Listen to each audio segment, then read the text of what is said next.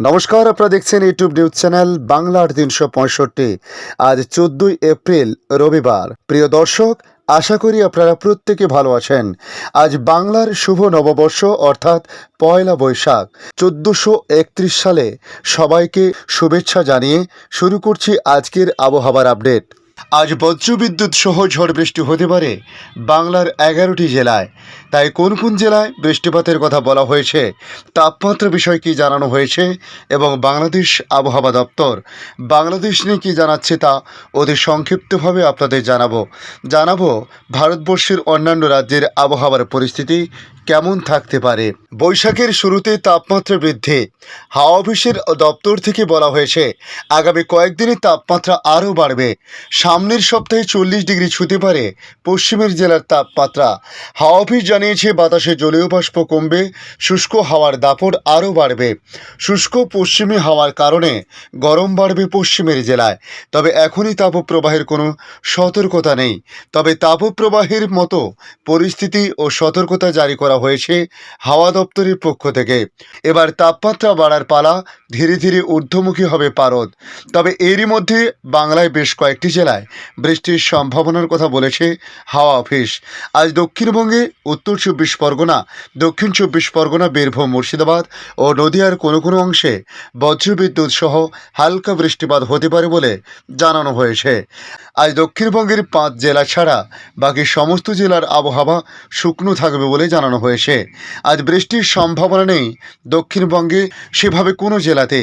এরপর আগামীকাল সোমবার উত্তর ২৪ পরগনা, দক্ষিণ ২৪ পরগনা, পূর্ব মেদিনীপুরে বৃষ্টি হতে পারে বলে বলা হয়েছে। আজ বজ্রগর্ভ মেঘ সঞ্চারের ফলে অধিক বৃষ্টির সম্ভাবনা দীঘা সহ পূর্ব মেদিনীপুরের কিছু অংশে, তবে বিক্ষিপ্ত হালকা বৃষ্টিপাতের কথা বলা হয়েছে। বৃষ্টির জন্য তাপমাত্রা কমার কোনো সম্ভাবনা আর এই মুহূর্তে নেই। আজ থেকে গোটা দক্ষিণবঙ্গে গরম বাড়বে। শীঘ্রই তাপমাত্রা ৪০ ডিগ্রির গণ্ডি পেরোতে পারে। আগামী কয়েকদিনে দক্ষিণবঙ্গে ৫ ডিগ্রি পর্যন্ত তাপমাত্রা বাড়তে পারে। আজ থেকে গোটা রাজ্যের তাপমাত্রা বাড়বে পূর্বাভাস হাওয়া দপ্তরের। হাওয়া দপ্তরের আপডেট থেকে আমরা যেটুকু জানতে পেরেছি, উত্তরবঙ্গে আজ পয়লা বৈশাখ বৃষ্টি জারি থাকবে। দার্জিলিং, জলপাইগুড়ি, কালিম্পং, আলিপুরদুয়ার, কুচবিহার, উত্তর দিনাজপুর, দক্ষিণ দিনাজপুর, মালদাহতে আগামী বৃহস্পতিবার পর্যন্ত বৃষ্টির সম্ভাবনা রয়েছে। তবে আগামী সপ্তাহে তাপমাত্রা ধীরে ধীরে 2 থেকে 3 ডিগ্রি সেলসিয়াস বৃদ্ধি পেতে পারে বলে জানানো হয়েছে। পাশাপাশি ভারতবর্ষের অন্যান্য রাজ্যের আবহাওয়ার পরিস্থিতি নিয়ে বলা হয়েছে। সেক্ষেত্রে জম্মু কাশ্মীর, লাদাখ, মুজফ্ফরবাদ সহ উত্তর পশ্চিম ভারতের পার্বত্য এলাকা এবং হিমাচল প্রদেশে আগামী 2 থেকে 3 দিনের মধ্যে বৃষ্টি বা তুষারপাতের সম্ভাবনা আছে। শিলাবৃষ্টির সম্ভাবনা রয়েছে রাজস্থানে। রবিবার থেকে উড়িষ্যা ও তার সংলগ্ন এলাকায় তাপপ্রবাহের পরিস্থিতি থাকবে।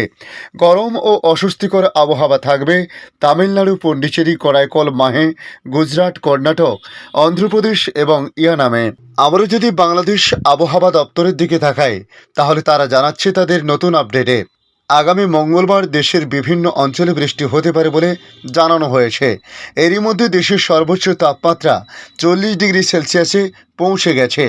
আজ 14 এপ্রিল নববর্ষের দিনেও গরমে কষ্ট পাচ্ছে রাজধানীসহ প্রায় সারা দেশের মানুষ।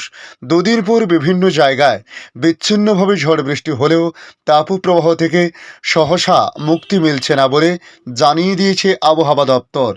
দাবদাহ মাথায় নিয়ে বিভিন্ন অঞ্চলের মানুষ সামিল হয়েছে নববর্ষের উৎসবে। আগামী 24 ঘন্টার আবহাওয়ার পূর্বাভাসে আবহাওয়াবিদ মোহাম্মদ আবুল কালাম মল্লিক জানান, অস্থায়ীভাবে আংশিক মেঘলা আকাশ সহ আবহাওয়া প্রধানত শুষ্ক থাকতে পারে।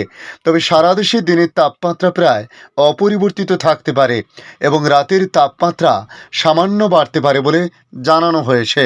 নীলফামারী, নেত্রকোনা জেলা সহ রাজশাহী, ঢাকা, খুলনা, বরিশাল, চট্টগ্রাম এবং সিলেট বিভাগের উপর দিয়ে মৃদু থেকে মাঝারি ধরনের তাপপ্রবাহ বয়ে যাচ্ছে এবং তা অব্যাহত থাকতে পারে বলেও জানান তিনি।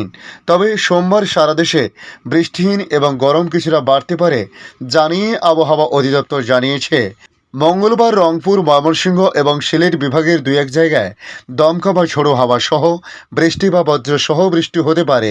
সেই সঙ্গে কোথাও কোথাও বিক্ষিপ্তভাবে শিলাবৃষ্টি হতে পারে।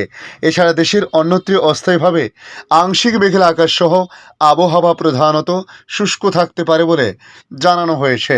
আজকের আপডেট এই পর্যন্ত। পরবর্তী আপডেটের জন্য আমাদের এই ইউটিউব নিউজ চ্যানেলটিকে সাবস্ক্রাইব করে কাছে বেল চিহ্নতে ক্লিক করে অল চিহ্নতে প্রেস করে রাখার জন্য রিকোয়েস্ট করলাম।